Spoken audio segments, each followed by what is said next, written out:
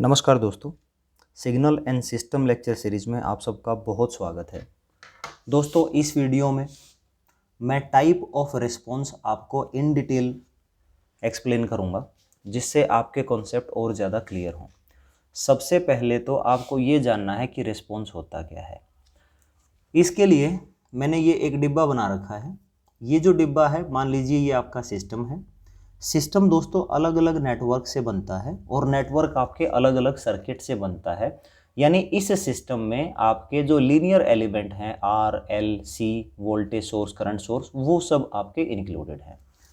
तो ये जो एक्स ऑफ टी है, ये आपकी कोई इनपुट है जो इस सिस्टम के अंदर जाएगी। सिस्टम इस इनपुट को अकॉर्डिंगली प्रोसेस करेगा और आपको आउटपुट मिलेगी, that is Y of T. अगर आपकी आउटपुट डिजायर्ड आउटपुट है तो ऐसी आउटपुट को दोस्तों हम रिस्पॉन्स कह देते हैं। ठीक है, तो यानी y ऑफ t आपका रिस्पॉन्स है, x ऑफ t आपका इनपुट सिग्नल है और सिस्टम आपका इस सिग्नल को प्रोसेस करके हमें रिस्पॉन्स देता है। ठीक है, अब जो सिस्टम है, मैंने बताया कि सिस्टम आपका आर एल सी जो पैसिव एलिमेंट है उनसे बना होता है। ठीक है, तो इस सिस्टम के पास आपके दो केसेस हो सकते हैं। पहला, it has some storage energy. वो कैसे? मान लीजिए ये सिस्टम आपका एक कैपेसिटर से बना है। मान लीजिए सिस्टम के अंदर कोई कैपेसिटर है और हमें पता है कि कैपेसिटर आपका वोल्टेज को स्टोर कर सकता है, पहले से चार्ज हो सकता है। तो अगर सिस्टम में कोई कैपेसिटर है और मान लीजिए वो कैपेसिटर पहले से ही चार्ज है, यानी x of T input apply करने से पहले ही सिस्टम के पास कोई कैपेसिटर था और उसके पास ऑलरेडी कुछ ना कुछ वोल्टेज स्टोर है, तो उस केस को कहते हैं कि सिस्टम के पास पहले से ही कोई स्टोरेज एनर्जी है। ठीक है, दूसरा केस दूसरा हो सकता है कि जो सिस्टम है, सिस्टम के जितने भी पैसिव एलिमेंट हों, आर एल सी जो भी हों, तो उन सब के पास पहले से कोई भी एनर्जी स्टोर नहीं है। अब मान लीजिए आर के पास तो कोई एनर्जी स्टोर होती नहीं है, तो आर तो कोई स्टोरेज रखता नहीं है। कैपेसिटर के पास वोल्टेज स्टोर हो सकती है और एक एलिमेंट होता है दोस्तों इंडक्टर। इंडक्टर के पास ऑब्वियसली पहले से कुछ करंट स्टोर हो सकता है, जिसको मैं मैग्नेटिक एनर्जी कहता हूँ। तो अगर आपका सेकंड केस हम डिस्कस करें तो सिस्टम के पास जितने भी एलिमेंट थे, सभी एलिमेंट आपके रीसेटेड मोड पे हैं, यानी किसी भी एलिमेंट के पास कोई भी एनर्जी स्टोर नहीं है। ये तो हो गया आपके सिस्टम के दो केसेस। अब दोस्तों जो फाइनली हमें आउटपुट मिलता है, वो आउटपुट हमारी दो अलग अलग कंडीशंस पे हमें मिलता है। वो कंडीशन देख लेते हैं।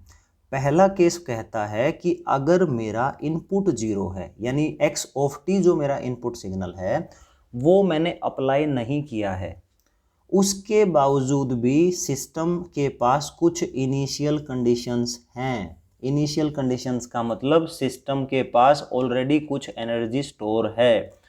उस स्टोरेज एनर्जी की वजह से सिस्टम आउटपुट पे डेफिनेटली हमें कुछ रेस्पॉन्स शो करेगा। तो if x of t is 0 but system has some initial conditions, initial conditions का मतलब सिस्टम के पास R, L और C जैसे पैसिव एलिमेंट हैं।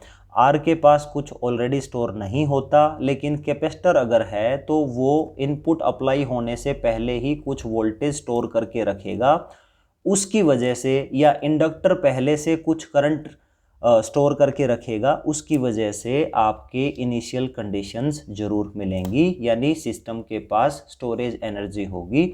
और अगर ऐसा है तो बिना इनपुट अप्लाई किए भी आपको रिस्पॉन्स मिलेगा, because of the initial conditions of this system.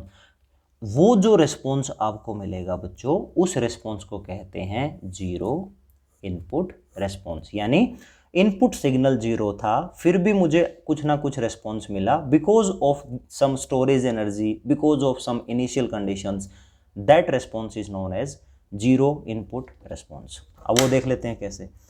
मान लीजिए एक सिस्टम की ये इक्वेशन है, y of T is equal to a times x of T. यहाँ से बिल्कुल साफ पता लगता है कि x ऑफ टी अगर आप अप्लाई नहीं करोगे तो डेफिनेटली y ऑफ टी भी जीरो रहेगा, कोई भी आपका आउटपुट रिस्पॉन्स नहीं मिलेगा। यानी इस सिस्टम में कह सकते हैं कि आपके इनिशियल कंडीशंस जीरो हैं, यानी it does not has it does not have any storage energy. लेकिन अगर मान लीजिए आपके सिस्टम का इक्वेशन कुछ ऐसा है, y of t is equal to a times x of t plus 5, इस सिस्टम में अगर मैं x ऑफ t 0 यानी इनपुट सिग्नल अप्लाई नहीं करता हूं, उसके बावजूद भी मेरा जो आउटपुट रिस्पॉन्स है वो 5 मिलेगा।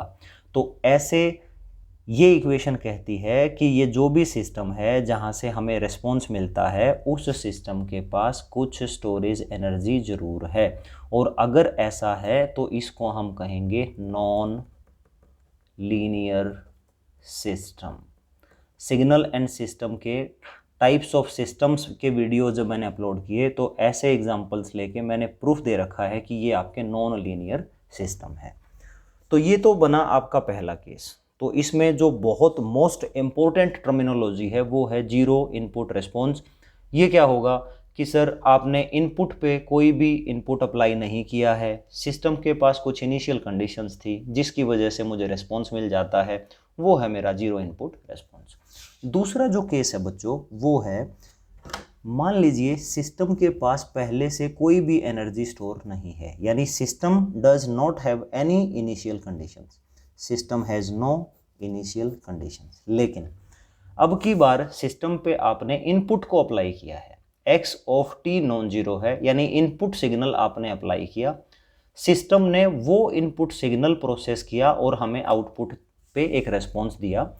अगर ऐसा है तो उस रेस्पॉन्स को कहेंगे जीरो स्टेट रेस्पॉन्स।